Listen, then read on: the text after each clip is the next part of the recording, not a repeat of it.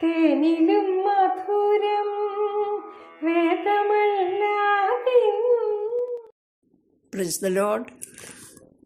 കർത്താവിൻ്റെ പൊന്നുനാമം മഹത്വപ്പെടുമാറാകട്ടെ. വെളിപ്പാട് പുസ്തക പഠനത്തിനായി ഏവരെയും സ്വാഗതം ചെയ്യുന്നു.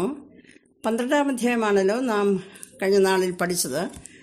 ആകാശമണ്ഡലത്തിൽ നിന്നും ഭൂമിയിലേക്ക് തള്ളപ്പെട്ട മഹാസർപ്പം എന്ന സാത്താൻ ഇസ്രായേലിനെ ഉപദ്രവിക്കുവാൻ പുറപ്പെട്ടു. എന്നാൽ അവർ മരുഭൂമിയിലേക്ക് ഓടി രക്ഷപ്പെട്ടു. അവരെ കൊല്ലുവാൻ സാധിക്കാത്തതിനാൽ അവൻ ഉഗ്രകോപത്തോടെ ശേഷിച്ച ജനത്തെ ഉപദ്രവിക്കുവാൻ കടിച്ചു കീറുന്ന മൃഗസ്വഭാവത്തോടുകൂടി ഭൂമിയിൽ നിന്ന് എഴുന്നേറ്റ് വരികയാണ്. തുടർന്ന് 13-ാം അധ്യായം. ഇതുവരെ സബ്സ്ക്രൈബ് ചെയ്യാത്തവർ സബ്സ്ക്രൈബ് ചെയ്യണം, ഷെയർ ചെയ്യണം, ലൈക്ക് ചെയ്യണം. കർത്താവിന് സ്തോത്രം. 13-ാം അധ്യായം. 2 മഹാമൃഗങ്ങൾ. ഇവിടെ 2 മഹാമൃഗങ്ങളെക്കുറിച്ച് പറയുകയാണ്. 1 സമുദ്രത്തിൽ നിന്നും കയറി വരുന്ന മൃഗം, 2 ഭൂമിയിൽ നിന്നും കയറി വരുന്ന മൃഗം. ഇതുവരെയും ആകാശമണ്ഡലത്തിൽ ഇരുന്നു കൊണ്ട് ലോക ഭരണാധിപനിലൂടെ പ്രവർത്തിക്കുകയായിരുന്നു. എന്നാൽ അവൻ ആകാശമണ്ഡലത്തിൽ നിന്ന് ഭൂമിയിലേക്ക് തള്ളപ്പെട്ടതോടുകൂടെ ലോക ഭരണാധിപൻ്റെ ഉള്ളിൽ പ്രവേശിച്ചുകൊണ്ട് ക്രിസ്തുവിനെതിരായി പ്രവർത്തിക്കുവാൻ തുടങ്ങുകയാണ്. മൃഗസ്വഭാവമുള്ളതിനാൽ ഇനി മുതൽ മൃഗം എന്നാണ് ഇവനെ വിശേഷിപ്പിച്ചിരിക്കുന്നത്. 1 സമുദ്രത്തിൽ നിന്ന് കയറി വരുന്ന മൃഗം. സമുദ്രം എന്നത് വംശങ്ങളും ജാതികളും അടങ്ങിയ ജനങ്ങളുടെ കൂട്ടം എന്നാണ്.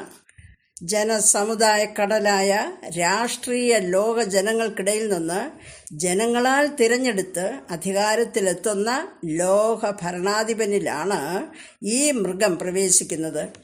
ഇവനാണ് എതിർ ക്രിസ്തു.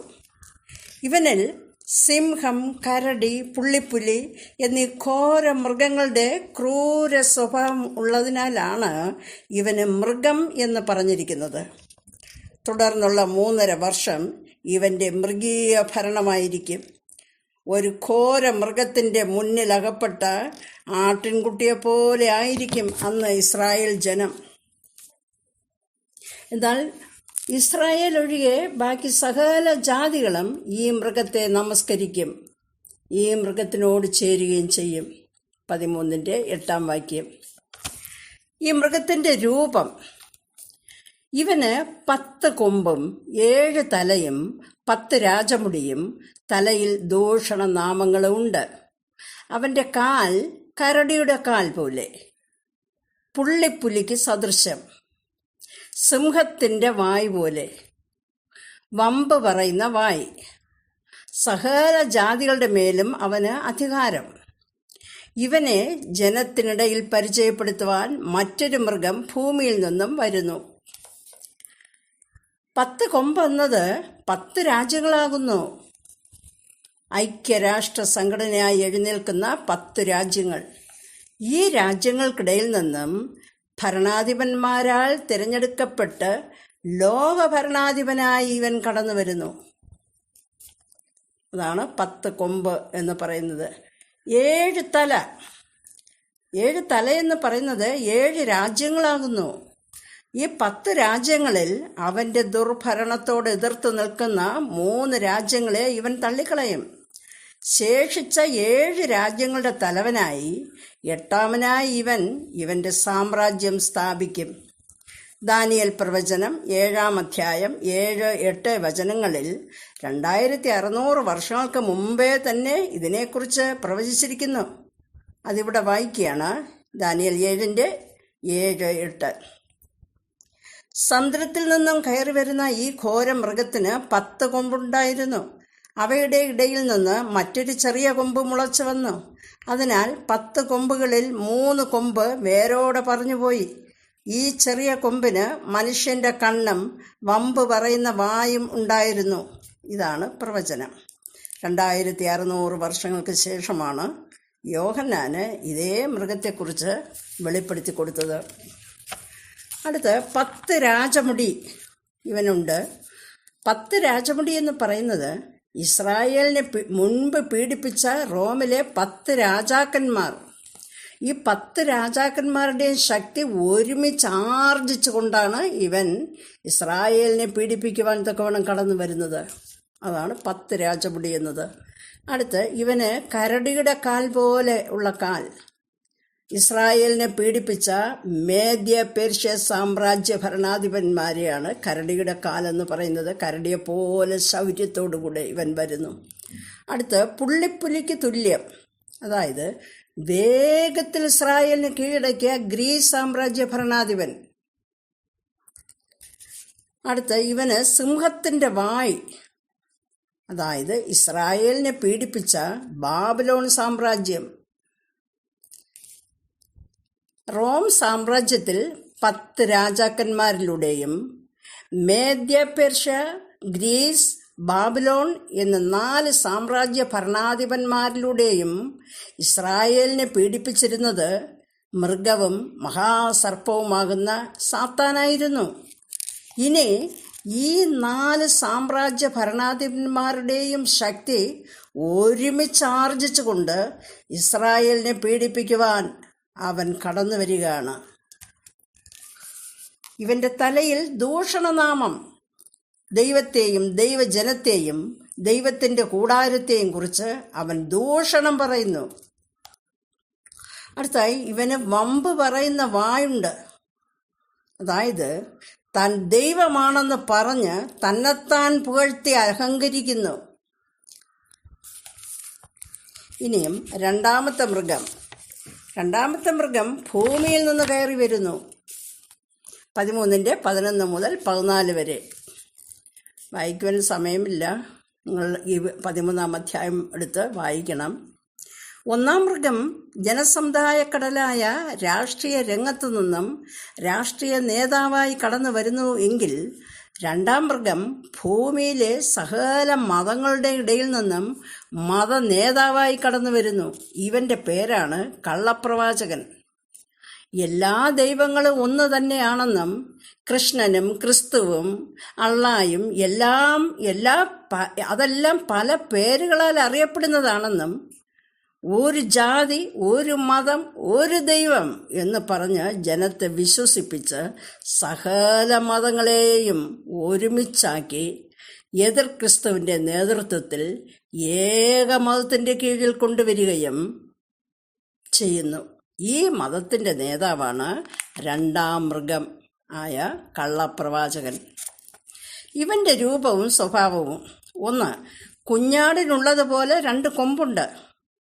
2. 1-ാം മൃഗം സംസാരിക്കും പോലെ ഇവൻ സംസാരിക്കുന്നു. 3. അത്ഭുതങ്ങൾ കാണിച്ച് ജനത്തെ അത്ഭുതപ്പെടുത്തുന്നു. 4. മതങ്ങളെല്ലാം തന്നെ ഒന്നാണ് എന്ന് പറഞ്ഞ് ജനത്തെ വിശ്വസിപ്പിക്കുന്നു. 1-ാം മൃഗത്തിൻ്റെ പ്രതിമയെ ജനത്തെ കൊണ്ടുണ്ടാക്കി ആ പ്രതിമയെ കൊണ്ട് സംസാരിപ്പിക്കുന്നു. ഈ പ്രതിമയെ ജനത്തെ കൊണ്ട് വണങ്ങുമാറാക്കുന്നു. 7. പ്രതിമയെ വണങ്ങാത്തവരെ അവൻ കൊല്ലുന്നു. 8. 1-ാം മൃഗത്തിൻ്റെ നിയന്ത്രണത്തിന് കീഴിൽ ജനത്തെ കൊണ്ടുവരുന്നു. 9. മൃഗത്തിൻ്റെ മുദ്രയായ 666 എന്ന സംഖ്യ എല്ലാവരുടെ മേലും പതിപ്പിക്കുന്നു. 10. മൃഗത്തിൻ്റെ മുദ്ര ഏൽക്കാത്തവരെ കൊന്നുകളയുന്നു. 11. ലോകത്തെ മുഴുവനും അവൻ്റെ കീഴിൽ കൊണ്ടുവരുന്നു. എതിർ ക്രിസ്തുവും കള്ളപ്രവാചകനും ചേർന്ന് മൃഗമായ സാത്താൻ്റെ കീഴിൽ ലോകത്തെ ഭരിക്കും. മതം പറയുന്നത് എതിർ ക്രിസ്തു ഭരണമായ ഗവൺമെൻറ് കേൾക്കണം. ഇതൊന്നും അനുസരിക്കാതെ ഏക സത്യ ദൈവമായ യഹോവയെ മാത്രം ആരാധിച്ചുകൊണ്ട് യഹൂദ ജനം ഉറച്ചു നിൽക്കും. എന്നാൽ എതിർ ക്രിസ്തു ഇവരെ കൊന്നുകളയും. അതിനാൽ അവർ പ്രാണഭയത്താൽ ഓടി ഒളിക്കും. ബാക്കിയുള്ള സകല ജാതികളും അവനെയും അവൻ്റെ പ്രതിമയെയും നമസ്കരിക്കും. സാത്താന്യ മുദ്രയായ 666 എന്ന സംഖ്യ. വെളിപ്പാട് 13-ാം അധ്യായം 15 മുതൽ 18 വരെ. 1-ാം മൃഗത്തിൻ്റെ പ്രതിമയെ ഉണ്ടാക്കുവാൻ 2-ാം മൃഗമായ കള്ളപ്രവാചകൻ ജനത്തെ നിർബന്ധിക്കുന്നു. മൃഗത്തിൻ്റെ പ്രതിമ സംസാരിക്കേണ്ടതിനും മൃഗത്തിൻ്റെ പ്രതിമയെ നമസ്കരിക്കാത്തവരെ കൊന്നുകളയുവാനും മൃഗത്തിൻ്റെ പ്രതിമയ്ക്ക് ഇവൻ ആത്മാവിനെ കൊടുത്തു. സകല മനുഷ്യരുടെ മേലും എതിർ ക്രിസ്തുവിൻ്റെ പേരിൻ്റെ സംഖ്യയായ 666 എന്ന മുദ്ര വലങ്കൈമേലോ നെറ്റിമേലോ പതിപ്പിക്കുവാൻ ജനം നിർബന്ധിതരാകും. ഈ മുദ്ര ഏൽക്കുന്നവനല്ലാതെ യാതൊരു ആഹാര സാധനങ്ങളും വാങ്ങുവാനോ വിൽക്കുവാനോ സാധ്യമല്ല. ഈ മുദ്ര ഏൽക്കുന്നവനെല്ലാം എതിർ ക്രിസ്തുവിന് അടിമകളായിരിക്കും എന്നതിനാൽ ദൈവത്തിൻ്റെ ന്യായവിധി ദിവസം അവനോടൊപ്പം പാതാള നരകത്തേക്ക് പോകേണ്ടി വരും. എതിർ ക്രിസ്തുവിനോട് എതിർക്കുന്നവർ വാൾ കൊണ്ടും ക്ഷാമം കൊണ്ടും മരിക്കേണ്ടി വരും. എന്നാൽ യഹൂദന്മാർ ഈ മുദ്ര സ്വീകരിക്കുകയില്ല. അവർ അവനോട് എതിർത്തു നിൽക്കുന്നതിനാൽ ധാരാളം യഹൂദർ രക്തസാക്ഷികളായിത്തീരും. ഇവരുടെ ആത്മാക്കൾ, വെളിപ്പാട് 6-ാം അധ്യായത്തിൽ നാം ഒരു യാഗപീഠത്തെക്കുറിച്ച് പഠിച്ചുവല്ലോ, ആ യാഗപീഠത്തിന് കീഴിലേക്കാണ് പോകുന്നത്.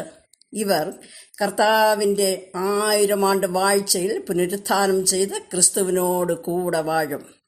ബാക്കിയുള്ള സകല ജനങ്ങളും 666 എന്ന അവൻ്റെ മുദ്ര സ്വീകരിച്ച് അവനോടുകൂടെ ചേരുകയും അവനോടൊപ്പം നാശത്തിലേക്ക് പോകേണ്ടി വരികയും ചെയ്യും. ഈ പീഡാകാലത്തിന് മുമ്പ് ക്രിസ്തുവിലൂടെയുള്ള രക്ഷയെ സ്വീകരിച്ച് മഹോപദ്രവ കാലത്തിൽ അകപ്പെടാതെ രക്ഷ പ്രാപിക്കുവാൻ നമുക്ക് ലഭിച്ച ഭാഗ്യത്തിനായി നമുക്ക് ദൈവത്തോട് നന്ദി പറയാം. വെളിപ്പാട് 3:10 പ്രകാരം യേശു കർത്താവ് പറയുന്നു, എൻ്റെ വചനം നീ കാത്തുകൊണ്ടാൽ ഭൂതലത്തിലെങ്ങും വരുവാനുള്ള പരീക്ഷാകാലത്ത് ഞാനും നിന്നെ കാക്കും, ഞാൻ വേഗം വരുന്നു. എൻ്റെ വചനം നീ കാത്തുകൊണ്ടാൽ ഭൂതലത്തിലെങ്ങും വരുവാനുള്ള പരീക്ഷാകാലത്ത് ഞാനും നിന്നെ കാക്കും, ഞാൻ വേഗം വരുന്നു. സ്തോത്രം. വരുന്നു പരമേശൻ, ഇപ്പാരിൽ ഭരണം പരമേൽപ്പാൻ. വരവിനായി തൻ വചനം പോൽ നീ ഒരുങ്ങിടുന്നുണ്ടോ? വരവിനായി തൻ വചനം പോൽ നീ ഒരുങ്ങിടുന്നുണ്ടോ? വരുന്നു പരമേശൻ, ഇപ്പാരിൽ ഭരണം പരമേൽപ്പാൻ. മുഴങ്ങും കാഹളധ്വനിയും പരിചിൽ 10,000 ദൂതന്മാരും 1000 വിശുദ്ധന്മാരും 1000 ആണ്ടു വസിപ്പാൻ. വരുന്നു പരമേശൻ, ഇപ്പാരിൽ ഭരണം പരമേൽപ്പാൻ. ആമേൻ. Praise the Lord.